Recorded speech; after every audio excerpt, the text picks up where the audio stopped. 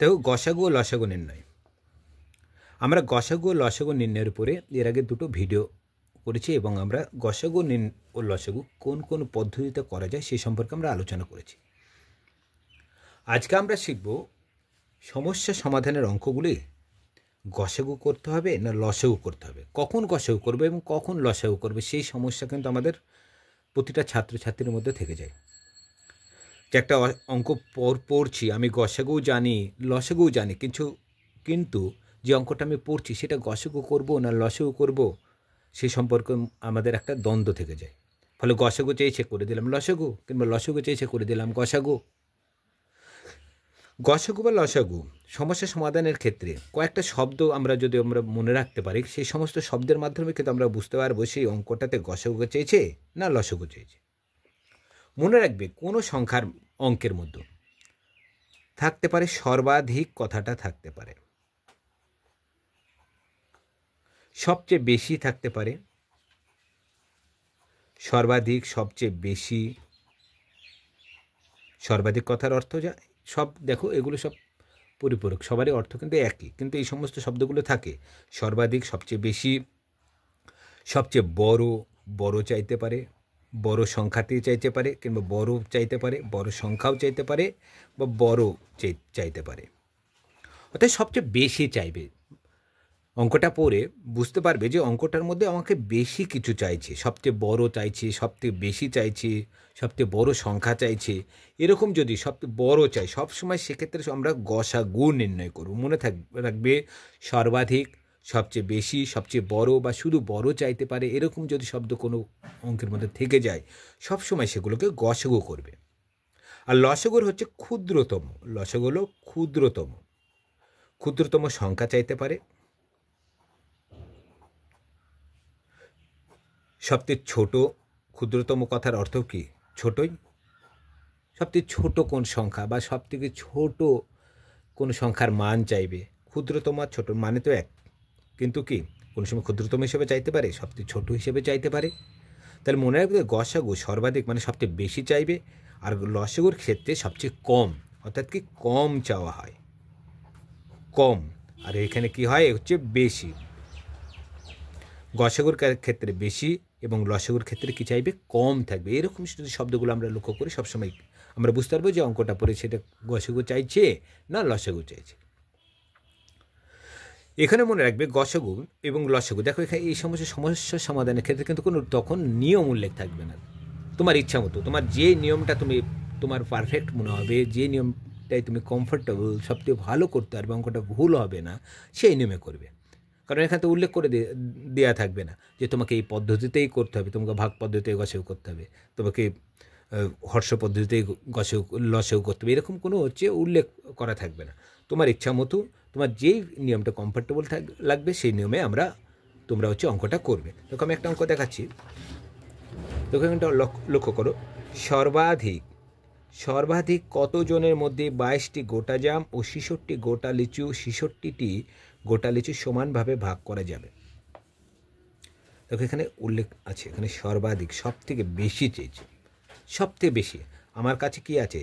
22টি গোটা জাম আছে, 66টি কি আছে? গোটা লিচু আছে। আমি সেগুলোকে ভাঙবো না, না ভেঙে সবার মধ্যে সমানভাবে ভাগ করতে চাই। আমি না ভেঙে 22টি গোটা লিচু, সবাইকে 22টি গোটা লিচু এবং 66টি কি আছে?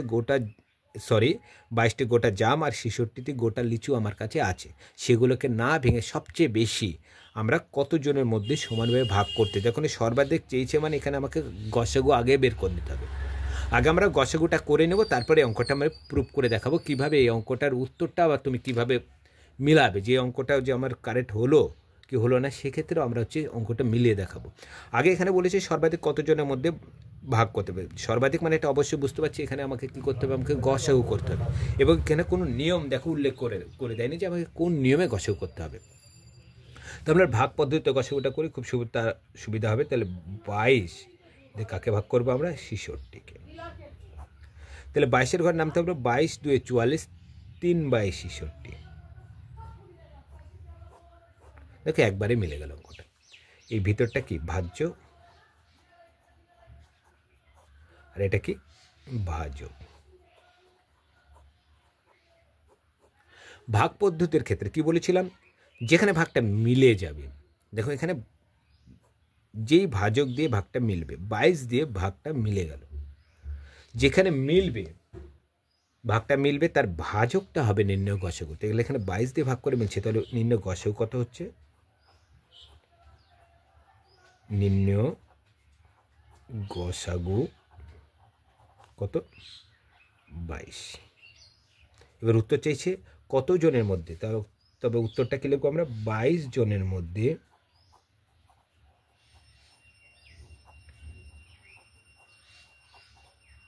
সমানভাবে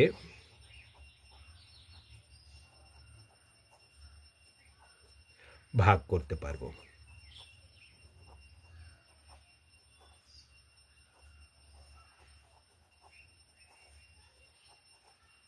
22 জনের মধ্যে কি করতে পারবো আমরা, সেটাকে সমানভাবে ভাগ করতে পারবো। এবার লক্ষ্য করো অঙ্কটা যে কারেক্ট হয়েছে কিনা আমাকে সেটাও দেখতে হবে। 22 জনের মধ্যে এগুলোকে ভাঙবো না, জামও ভাঙবো না। দেখো 22 জনের মধ্যে যদি আমি ভাগ করি, দেখো 22 জনের মধ্যে গোটা জাম ভাগ করো, 22 জনকে যদি গোটা জাম 22 জনের মধ্যে ভাগ করে এক একজনে একটি করে পাবে। দেখো 22 একে 22 হয়। 66টি গোটা লিচু যদি 22 জনকে ভাগ করি তাহলে উত্তর আসছে কত, 3 উত্তর আসছে। তো 3 যোগে 1 সমান কত হচ্ছে 4। তাহলে এক একজনে কটি করে ফল পাবে, 4টে করে ফল পাবে।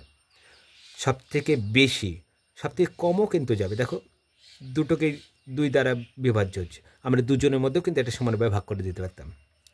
দুজনের মধ্যে কীভাবে করতাম, একজনকেও আমি দিয়ে দিতে পারতাম, এটা একজনকে আমি দিয়ে দিলাম যে সবই হচ্ছে 22টা গোটা জাম, 66টি গোটা লিচু, একজনকেও দিতে, দুজনকেও আমি ভাগ করতে দিতাম। দুজনকে কীভাবে ভাগ করতাম, একে গোটা জাম দিতাম কত, 2 দিয়ে ভাগ করলে 11টা গোটা জাম দিতাম আর 33টা গোটা লিচু দিতাম, ভাগ হয়ে যেত। 11 জনের মধ্যে ভাগ করতে পারতাম 22, ঠিক আছে। কিন্তু আমাকে চেয়েছে সবথেকে বেশি মনে হবে, সবথেকে বেশি আমরা 22 জনের মধ্যে এটাকে ভাগ করে দিতে পারবো। এবং 22 জনের মধ্যে ভাগ করে দিয়ে এক একজনের ফল পাবে কটি করে, দেখো 4টি করে ফল পাচ্ছে। 22 জনের মধ্যে যদি 22টি জাম ভাগ করি তাহলে জাম পাবে কটা, 1টি করে পাবে। 22 জনের মধ্যে যদি 66টা গোটা লিচু ভাগ করি তাহলে 3টি করে পাবে। তাহলে এক একজনের ফল পাবে কত করে, 4টে করে। এটা আমাদের হচ্ছে অঙ্কের ব্যাপার না, এগুলো কিন্তু অঙ্কতে চাই, কিন্তু এটা অঙ্কের আমি এটা প্রুভ করার জন্য দেখালাম। অঙ্ক কিন্তু এইখানে শেষ আমার। দেখো তাহলে সর্বাধিক সবচেয়ে বেশি চেয়েছিল, সেই জন্য আমরা কী করলাম, এখানে গসেও করলাম, এখানে ভাগ পদ্ধতিতে করলাম। আমি অন্য পদ্ধতি, কেউ যদি মনে করে ভাগ পদ্ধতিতে আমার অসুবিধা হচ্ছে, সে অন্য পদ্ধতিতে করতে পারো, কোনো ব্যাপার নয়। তোমার ইচ্ছা মতো তোমার পদ্ধতি করবে। মোট 3টে পদ্ধতি আমি দেখে দিয়েছিলাম, তোমার ইচ্ছা মতো যেই পদ্ধতিতে তোমার কমফোর্টেবল মনে হবে সেই পদ্ধতিতে তুমি অঙ্কটা করে যেতে পারবে। তোমার একটা অঙ্ক দেখে লক্ষ্য করো, এখানে 56 ও 54 দ্বারা বিভাজ্য ক্ষুদ্রতম, দেখো এখানে চেয়েছে কি ক্ষুদ্রতম সংখ্যা নির্ণয়। আগে বলেছি সবচেয়ে কম বা ক্ষুদ্রতম, এরকম যদি চাই সবসময় লসগু, এখানে বুঝতে পারছি অঙ্কটা আমাকে অবশ্যই লসগু করতে হবে। কি বলছে, 36 ও 54 দ্বারা বিভাজ্য ক্ষুদ্রতম সংখ্যা নির্ণয় করি। এমন একটা সংখ্যা ভাবতে হবে, এমন একটা সবথেকে ছোট সংখ্যা ভাবতে হবে যে সংখ্যাটাকে 36 দিয়ে ভাগ করা যাবে, 54 দিয়েও ভাগ করা যাবে। সব থেকে ছোট বড় সংখ্যা নির্ণয় করে সব থেকে এমন একটা ছোট সংখ্যা ভাবতে হবে। দেখো 36কে 36 দিয়ে ভাগ করা যায়, 54 দিয়ে যাচ্ছে না। 72 নাও, 36 দিয়ে 72কে 36 দিয়ে ভাগ করে 54 দিয়ে যাচ্ছে না, কিন্তু এমন একটা সংখ্যা নিতে হবে। দেখো 54কে 54 দিয়ে ভাগ করা যাচ্ছে কিন্তু আবার 36 দিয়ে যাচ্ছে না, কিন্তু এমন একটা সংখ্যা নিতে হবে যেখানে 36 দিয়েও ভাগ করা যাবে আবার 54 দিয়েও ভাগ করতে, সেটা সবচেয়ে ছোট নিতে হবে, মানে প্রথম সংখ্যা নিতে হবে। যেমন প্রথমে একটা সংখ্যা নিতে হবে যে সংখ্যাটা 36 দিয়েও ভাগ করা যাবে, 54 দিয়ে ভাগ করো, চেয়েছে তো আমার ক্ষুদ্রতম। তাহলে আগে আমি লসাগুটা করেই নিই, তারপরে আমি দেখছি কী হচ্ছে। তাহলে 36 আর 54 আমরা হর্ষভাগ পদ্ধতিতে করি, সুবিধা হবে। দেখো দুটোই একক ঘরে কি আছে, জোড় সংখ্যা আছে, অবশ্যই তার মানে 2 দিয়ে ভাগ করে যাবে। 2 একে 2, 8 2 16, 2 2 4, 7 2 14। দেখো 8 একে 9, 7 আর 2 9, দুটোই তার মানে 3 দ্বারা বিভাজ্য হবে। 3 দিয়ে ভাগ করি, 3 6 18, 3 9 27, 6 আর 9 দুটোকে তার মানে 3 দিয়ে ভাগ করতে পারবো আমরা। 3 দিয়ে যদি ভাগ করি, 3 2 6, 3 3 9, নয়। দেখো দুটোই মৌলিক সংখ্যা চলে এসছে এবং দুটো একই মৌলিক সংখ্যা হলে কিন্তু একটা সংখ্যা দেওয়া, কিন্তু দুটোই আলাদা আলাদা মৌলিক সংখ্যা, তাহলে আলাদা আলাদা সংখ্যা দেওয়ার ভাগ করার দরকার নাই। তাহলে এই দুটোকে এগুলোকে কী করে দেবো, আমি গুণ করে দেবো। অতএব নির্ণয় লসাগু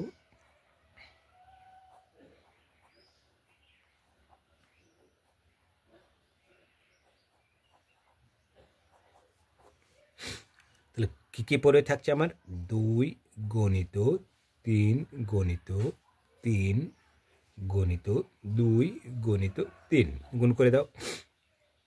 3 2 6, 3 6 18, 18 2 36, 3 36, 36কে গুণ করে দাও। 3 6 18, 8 হাত থেকে 1, 108। কত আসছে, 108। দেখো 108 এমন একটা সংখ্যা, দেখো 36 দিয়েও ভাগ করা যায়, 54 দিয়েও ভাগ করা যায়। 3 36, 108, 36 2 54, এটা হলো সবথেকে ছোটো সংখ্যা। এর থেকে বড় সংখ্যা নির্ণয় করা যাবে, তাই না? আমাকে চেয়েছে সবথেকে ছোট বা ক্ষুদ্রতম সংখ্যা, কি বলছি, এত দ্বারা বিভাজ্য ক্ষুদ্রতম সংখ্যা নির্ণয়, অর্থাৎ নির্ণয় ক্ষুদ্রতম সংখ্যাটি, নির্ণয় ক্ষুদ্রতম সংখ্যাটি, নির্ণয় ক্ষুদ্রতম সংখ্যাটি হলো কত, 108, যা কত কত দ্বারা বিভাজ্য, 36 ও 54 দ্বারা বিভাজ্য। তো কত সহজে চলে আসছে, এখানে তো উল্লেখ করা নাই নিয়ম, তাহলে নিয়ম তোমার ইচ্ছা মতো করে নেবে। মনে রাখবে ক্ষুদ্রতম, সবথেকে ছোট, সবথেকে কম, ক্ষুদ্রতম, ছোট, কম, এই সমস্ত সংখ্যা থাকলে কি করতে হবে, লসাগু করতে হবে।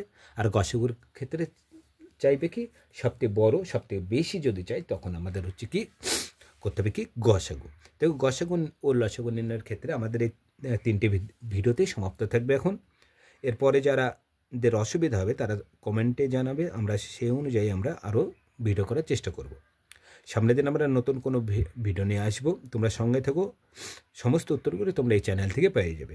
আর একটা আমাদের যে নতুন চ্যানেল আছে একটা শর্ট, নাম হচ্ছে ম্যাথ সাইন, ম্যাথ SHI। বিভিন্ন কম্পিটিশন পরীক্ষার যে শর্ট ফর্ম, শর্ট মেথডের অঙ্ক ওই চ্যানেলে দেখানো হয়। প্রতিদিন দুপুর 12টার সময় একটা করে ভিডিও পোস্ট করা হয়। তোমাদের যাদের দরকার থাকবে তারা এই চ্যানেলে গিয়ে অঙ্কগুলো দেখতে পারো। বিভিন্ন কম্পিটিশন পরীক্ষায় তোমাদের হচ্ছে সুবিধা হবে এতে। আজ এই পর্যন্তই, পরের ভিডিওতে নতুন কোনো ভিডিও নিয়ে আসবো। আজ